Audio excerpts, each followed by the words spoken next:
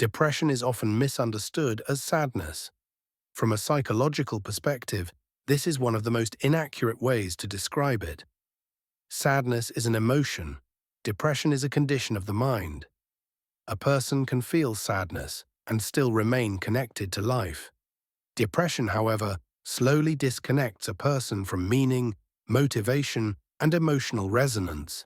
Many people who experience depression are not constantly crying. They are not always visibly distressed. Some function well. Some work, talk, smile, and fulfill responsibilities. What makes depression psychologically complex is not how intense it looks from the outside, but how quietly it alters the inner world. Depression does not usually arrive suddenly. It develops gradually through patterns of thinking, emotional processing, and learned responses to life. At its core, depression is closely related to how the brain interprets effort, reward, and hope. In a healthy psychological state, effort is linked to expectation. When someone acts, they expect something to matter. They expect their actions to create change, connection, or value. In depression, this link weakens.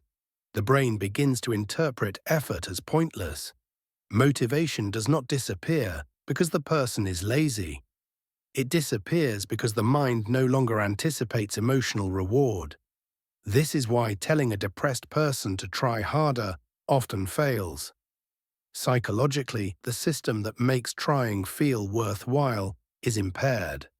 Another central feature of depression is cognitive narrowing. The depressed mind tends to focus on loss, limitation, and perceived failure. Positive information is not absent, but it carries less emotional weight. Negative interpretations feel more convincing. This is not a choice. It is a bias created by changes in attention, memory, and emotional processing. Over time, this bias reshapes identity. A person does not only feel low, they begin to see themselves as inadequate, disconnected, or fundamentally flawed. Depression often includes a strong sense of self-criticism. The inner voice becomes harsher, more absolute, and less forgiving. Psychologically, this voice often develops as a misguided attempt at control. The mind believes that by criticizing itself, it can prevent future failure or disappointment. Instead, it reinforces hopelessness. Another misunderstood aspect of depression is emotional numbness. Many people assume depression means feeling too much. In reality, many depressed individuals feel too little. Joy feels muted. Interest fades. Even pain can feel distant. This emotional flattening is not indifference. It is a protective response of the nervous system. When emotional pain becomes overwhelming or chronic, the mind may reduce overall emotional sensitivity to survive. This is why some people describe depression as emptiness rather than sadness. Depression is also deeply connected to a sense of time. People experiencing depression often feel trapped in the present while disconnected from the future. The future does not feel threatening. It feels blank. Psychologically, hope requires imagination. Depression restricts imagination. The mind struggles to envision change, improvement, or relief. Without a believable future, the present becomes heavy and repetitive. Another key element of depression is learned helplessness. When a person repeatedly experiences situations where effort does not lead to improvement, the brain may stop attempting to influence outcomes. This does not mean the person lacks ability. It means the mind has learned that action does not matter. Over time, passivity becomes automatic. Depression can also be influenced by early emotional experiences. People who grew up in environments where emotions were dismissed, invalidated, or ignored may learn to disconnect from their inner states.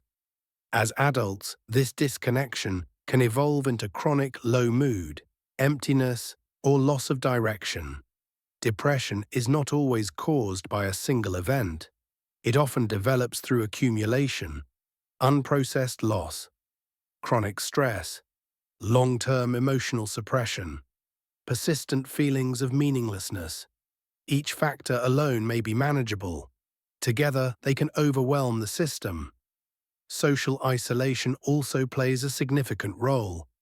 Humans are psychologically wired for connection. When connection feels unsafe, unavailable, or disappointing, the mind may withdraw. Depression can function as a form of emotional retreat, not because the person does not care, but because caring has become exhausting. Another important aspect of depression is identity fusion with suffering. Over time, depression can become part of how a person defines themselves. They may struggle to imagine who they would be without it. This does not mean they want to suffer. It means the mind resists unfamiliar identity states. Change feels threatening even when pain is familiar. Depression is also reinforced by societal misunderstanding. Many cultures emphasize productivity, positivity, and constant improvement. This leaves little space for emotional struggle. People experiencing depression may feel ashamed for not functioning normally. Shame intensifies isolation. Isolation deepens depression. This cycle can persist for years if not interrupted. Psychologically, healing from depression is not about forcing positivity. It is about restoring flexibility. Flexibility in thinking. Flexibility in emotional response. Flexibility in self-perception. Small shifts matter. Not dramatic breakthroughs, but gradual reconnection. Depression does not define intelligence, strength, or character. It reflects a system under prolonged strain. Understanding depression psychologically allows us to replace judgment with clarity. It is not a failure of will. It is not a lack of gratitude. It is a state that emerges when the mind loses access to meaning, reward, and emotional safety. Recovery does not require becoming a different person. It requires rebuilding the internal conditions that allow life to feel responsive again. Depression is not an identity, it is an experience. And experiences, no matter how heavy, are not permanent structures of the self.